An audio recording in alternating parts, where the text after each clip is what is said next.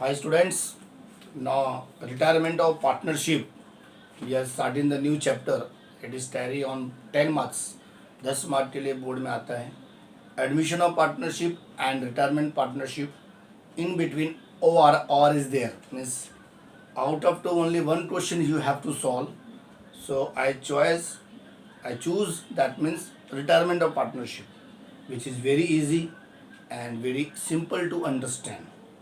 So now last problem we have discussed and we do the only one problem right now. Today we are going to start the second problem, and today also we are starting the second problem and we will do the half. आधा ही problem करेंगे, आधा problem next lecture में करेंगे. And by the way, today is a Saturday and our Saturday lecture today I am displaying very late now, and because I went to out of station today, so that means we start now. Page number 174, question number second. It is a solved problem. Why we are solving the solved problem? That means you will be able to understand, and some of the things you will get the ready-made this what I'm trying to say, ready-made solution also for a better understanding. Still I am explaining all the concept and all the details by this problem. Following is the balance sheet. Nana, Nani and Sona. Nana, Nani and Sona. Three partners are there. Profit loss ratio, capital is that. So capital means what? Their profit loss, whatever they will come, whatever the ratio is there, it is distributed in the capital ratio. So first of all, underline capital ratio of page number 174 in the heading. And what is the capital ratio we are going to solve? That I am going to solve you. Once it is asked in the capital ratio,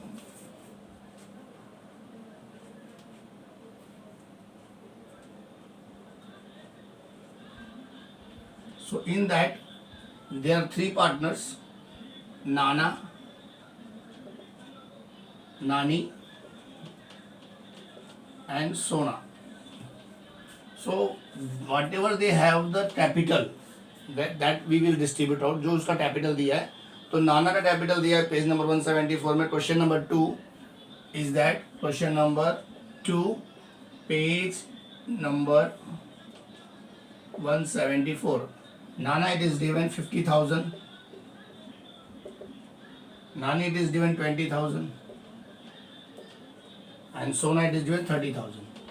When we solve this one of capital ratio, in that this that will turn 5:2:3.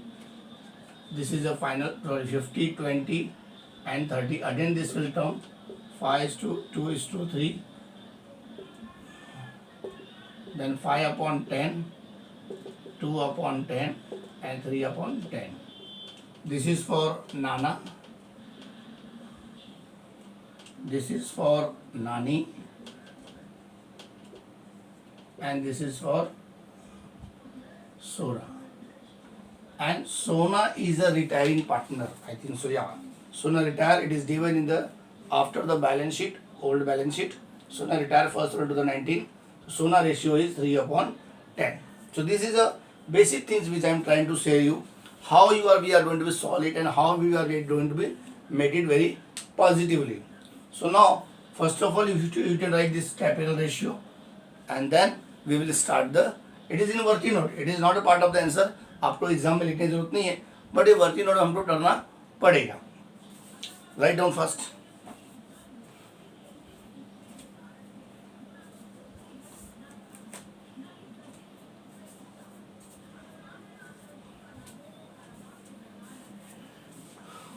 Okay. So now we can rough it this one now.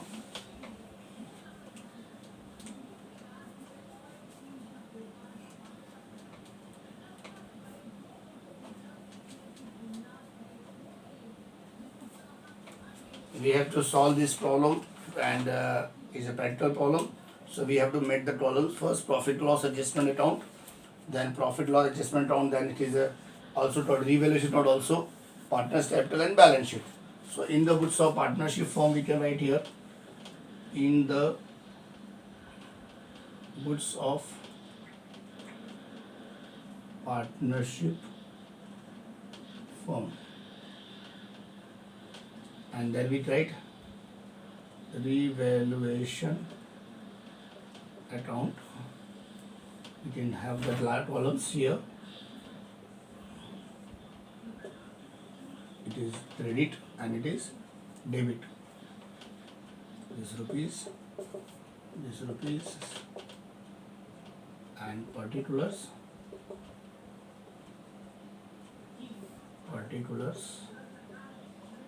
and again partners capital account.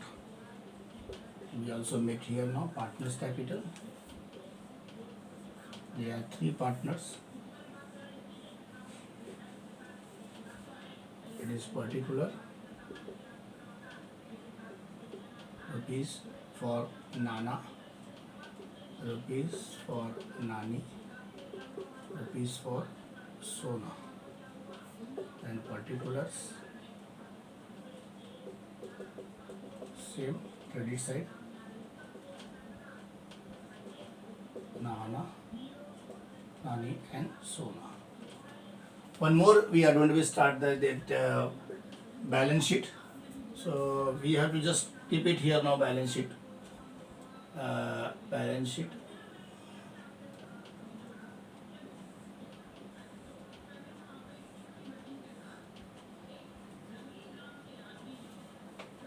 We don't have it. We have to suppose I balance sheet here.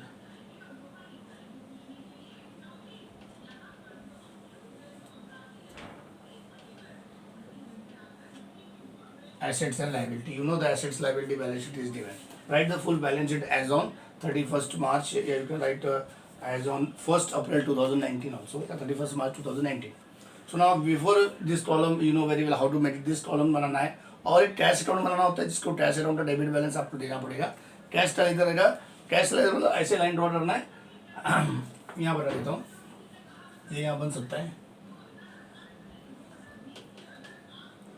Cash account credit side और debit side. तो now due to the blackboard का size छोटा होने की वजह से थोड़ा सा एडजस्टमेंट आपको करके चलना पड़ेगा, बट आपको सब समझ में आएगा. सारे कॉलम बनाए गए टेक्स्ट बुक में. तो फर्स्ट ऑफ ऑल कैपिटल जो दिया है आपका नाना नानी सोना का, that will be transfer to the capital account. That means partners capital account. So you will get the half mark here. How much mark? Half mark. By balance brought down and Nana it is given. How much it is? 50,000, 20,000, 30,000. This we can write here. 50,000, 30,000 and 20,000. First posting is get over now. Creditors liability में आएगा. There is no any adjustment of creditors. Yes, no. That we can write directly in outer column. 10,000.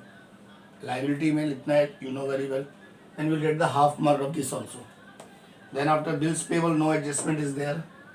You can write bills payable. Where we should write liability side. Bills payable amount is 5,000. 5,000. In outer column, there are 2 columns, rupees. We are always showing to the outer column because there is no any adjustment for this posting, these liabilities. Now, machinery it is given 20,000. This is also no any adjustment of machinery. So we write here machinery in asset side. That also we take the marks. Asset में लिखना होता है machinery, no adjustment, इसलिए outer column में लिख दिया amount. Building का adjustment है, we can write building here. And what is the value of building? Is 55,000. इसका adjustment है, इसलिए अंदर लिखेंगे. Stock का adjustment है, उसको भी आप अंदर लिखना है. Asset में लिखना है, मैं यहाँ पे लिख नहीं रहा हूँ, but आपको you have to posting of stock in asset side. यहाँ पे 2-3 लाइन छोड़ने के बाद stock लिखना है और अंदर वाले कॉलम में लिखना. Leave the 2-3 lines here after the building. इधर space नहीं है ब्लैक बोर्ड में मुझे, so you can give the space 2-3 line छोड़ दो, left the 2-3 lines and write the stock and write the value is how much it is 12,000 in inner column यानी अंदर वाले कॉलम में लिखना है. And debtors also write 12,000 in inner column. And cash जो है आपको यहाँ पे लिख देता हूँ मैं to balance brought down. और डेबिट में कितना अमाउंट दिया है 17,000 और 17,000 आप यहाँ पे लिख दो. यानी डेबिट में जाके इसका वर्किंग नोट है, इसको मार्क्स नहीं है, फिर भी आप 17,000 लिख सकते हो।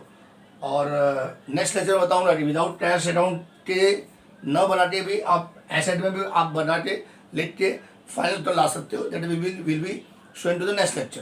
बट अभी तक हम लोगों ने क्या क्या सीखा, ये पोस्टिंग जो भी हमको बैलेंस शीट में दिया है, ओल्ड बैलेंस शीट में, ये सब हम लोगों ने फाइनलाइज करके पोस्टिंग किया।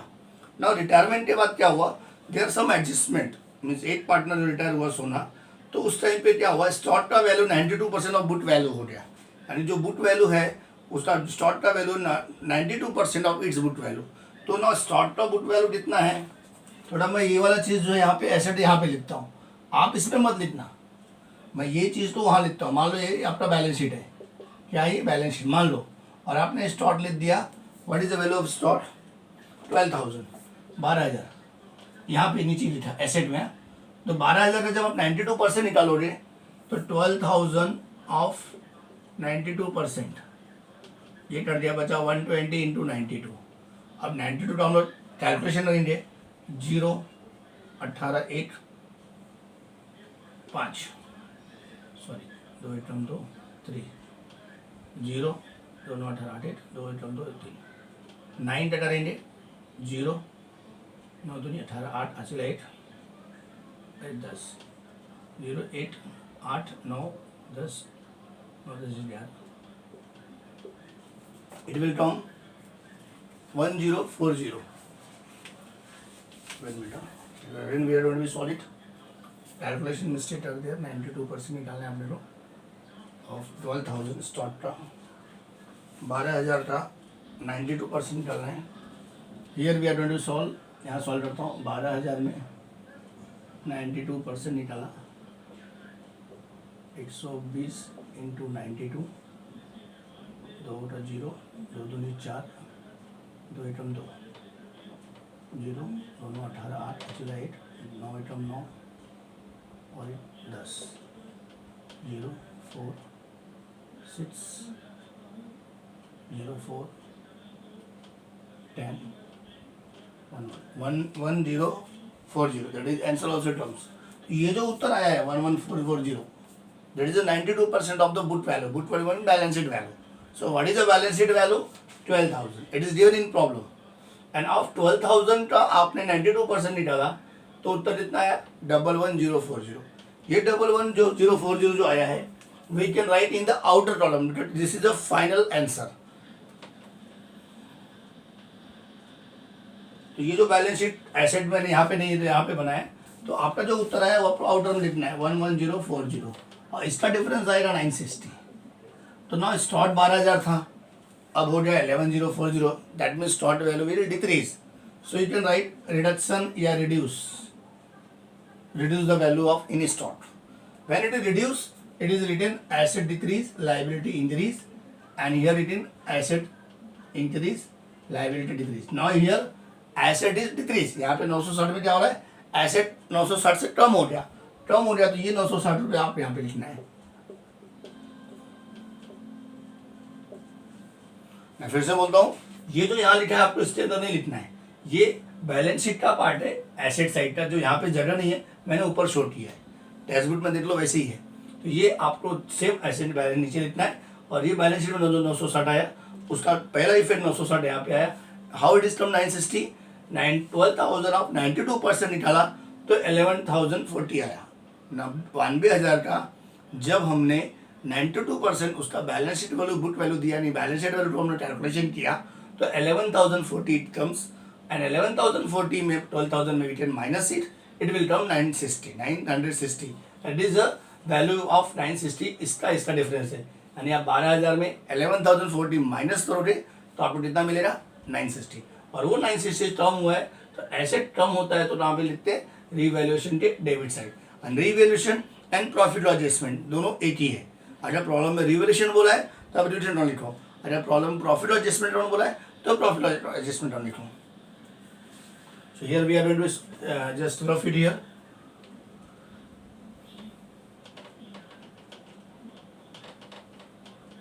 And then after, next is first adjustment date over now. Second is RDD is to maintain 10% on debtors. Now RDD always we are writing debtors on, मैंने debtors यहाँ नहीं लिखा, मैंने यहाँ पे डेटर्स फिर से लिख दिया। डेटर्स कितना दिया है 12,000। अब 12,000 में आपका कितना परसेंट 10%, तो यू नो 12,000 1200 आएगा, तो हम लोग यहाँ पे ऑलरेडी लिखेंगे 1200, क्योंकि 12,000 of 12,000 of 10% is calculation is 12%। अभी का कैलकुलेशन जो करके हम लोगों ने अंदर लिखा है, पहले वाला क्या था, उसका 92% of book value deposit level था, और वो वैल्यू ही जो फाइनल हो रहा वो आपका एक्चुअल वैल्यू माना जाएगा। और अभी का क्या बोला कि 10% डेटर्स के ऊपर है, तो ऑलरेडी को डालने के लिए हम लोग डेटर्स भी डालते हैं, तो 12% आया, and it is amount will come 10,800।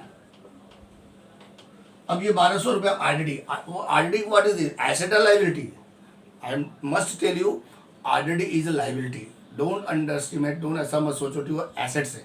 Debtor is assets, but already is a liability, and already is a liability means reserve for doubtful debt is always liability, and it in future will create the out of this general reserve or reserve fund. तो that means 1200 जो already है, तो पहले के problem में 1000 दिया है, और अभी कितना हो गया 1200, तो ऑलरेडी बढ़ गया, टर्म हो गया, बढ़ गया, हाउ मच 200, ये 200 रुपये जो बढ़ गया, तो लाइबिलिटी जब बढ़ती है तो यहाँ पे लिखते हैं। आपको चाहिए तो यहाँ पे ऐसा लिख सकते हो, पहले कितना था 1200 में से 1000, हाँ अभी 1200 आया, और 1000 आपके पहले दिया हुआ है प्रॉब्लम में, पेज नंबर 174 में 1000 दिया है, तो पहले 1000 था, अभी 1200 हुआ, तो क्या हो गया, यहाँ पे लाइबिलिटी बढ़ गई, लाइबिलिटी बढ़ गई तो कहाँ पे आएगा, रिवोल्यूशन के डेबिट साइड या प्रॉफिट एडजस्टमेंट अकाउंट के debit side. So this second one more adjustment I am going to solve it, और 4th, 5th एंड 6th ये आपको नहीं करना है, नेक्स्ट लेक्चर में बताऊंगा तब करना है। सिर्फ आपको अभी 3rd एडजस्टमेंट जाके मैं पैटअप करूंगा, फिर आप घर पे जाके इसको सॉल्व करो, और फिर कुछ डाउट है तो मुझे पूछो, फ़ोन करके पूछो, don't worry, any time you can call मी। और जितना पड़ा उतना इमेज भेजो अटेंडेंस के लिए। अभी मैंने सिर्फ पोस्टिंग किया बैलेंस शीट का, पहला एडजस्टमेंट बताया, दूसरा बताया, मैं तीसरा बता रहा हूँ, बिल्डिंग एप्रिशिएट 20%। अब यहाँ पे एप्रिशिएट मतलब प्लस 55,000 का 10% 5,500, 20% में double, that means 11,000, and 55,000 and 11,000 it will come 66,000. And simple, asset building is our assets, and when asset is increase, asset कम हुआ तो यहाँ पे, ज़्यादा हुआ तो यहाँ, बाय बिल्डिंग। और कितने रुपए से बढ़ा गया 11,000 से, तो विल राइट 11,000 हियर। और ये आपका डेटा यहाँ नहीं लिखना है, इसके नीचे नीचे यहाँ पे आएगा बैलेंस शीट, एसेट्स में आएगा, ध्यान में रखना।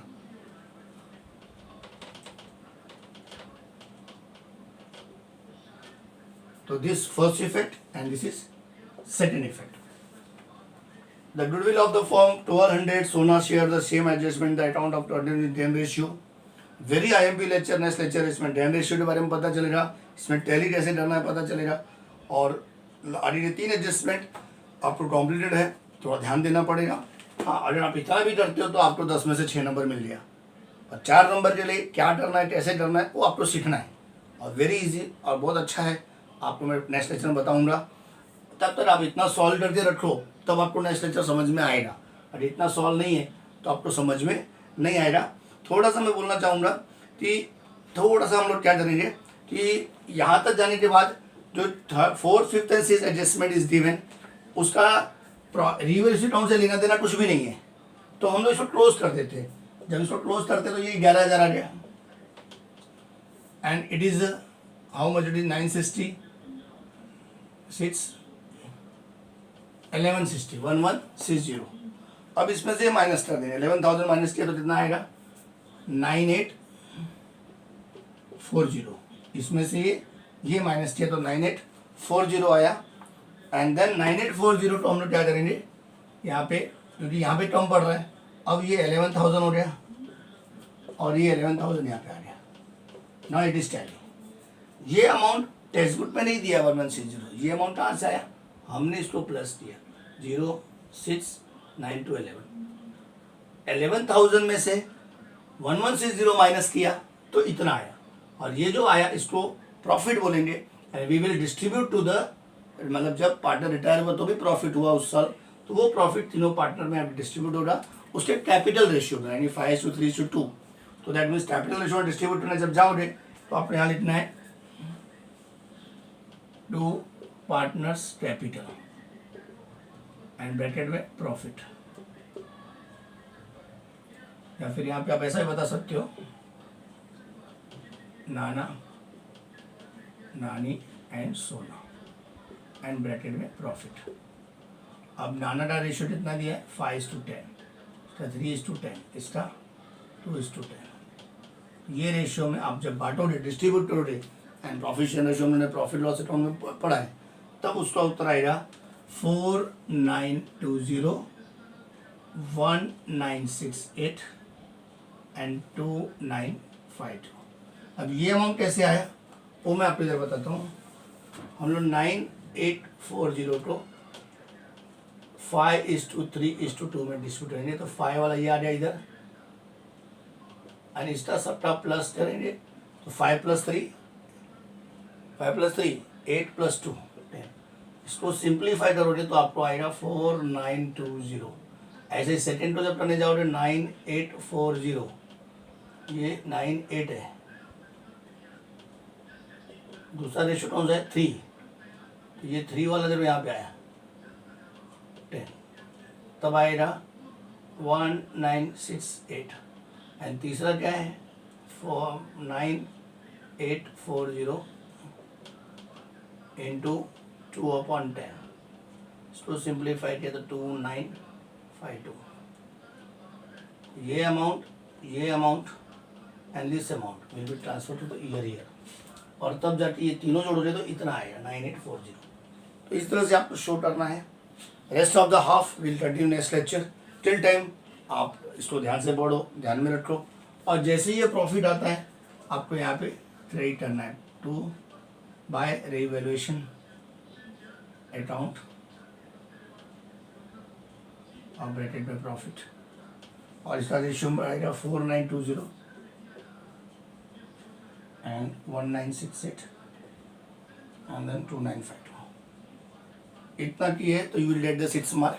रेस्ट ऑफ द 4 मार्क आपके 3 एडजस्टमेंट की बाकी है, वो मैं आपको नेक्स्ट बताऊंगा। वेरी हाई लेक्चर है, don't miss it of my next lecture YouTube channel lectures, क्योंकि ये नेक्स्ट टाइम मैं ये रफ करके आपको एडजस्टमेंट को सॉल्व करके बताऊंगा कैसे इसका वर्किंग नोट कैसे सॉल्व करना चाहिए।